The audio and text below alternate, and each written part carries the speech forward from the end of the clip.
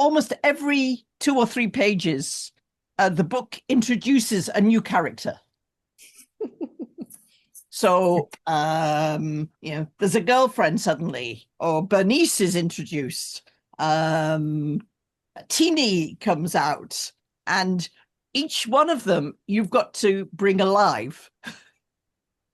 And that must have been a great challenge because each one of them had to be different. We had to recognize them the next time we read about them.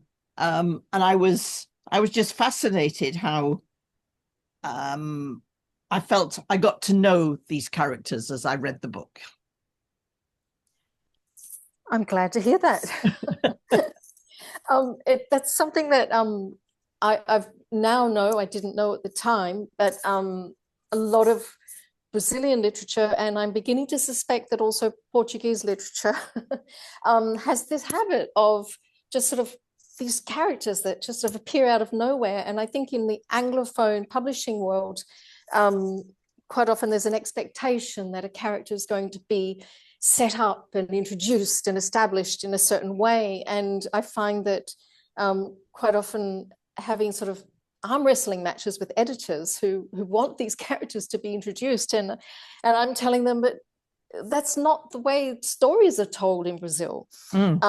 If you just sit and talk with people about their daily lives, sometimes they'll just tell you about someone you've never seen. You wouldn't know that person from a bar of soap, and all of a sudden they're talking about them as if you're an intimate,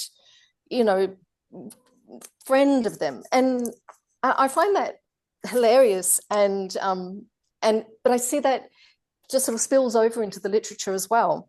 And so I have on occasion written a translator's note explaining that this is actually a feature of Lusophone storytelling.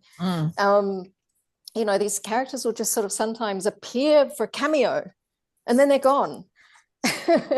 But they're all vibrant and interesting. And I think this is, an aspect of the culture that I do not want to suppress in a translation. I would rather write a little note or something to help situate readers than do anything to those, characters that appear out of nowhere.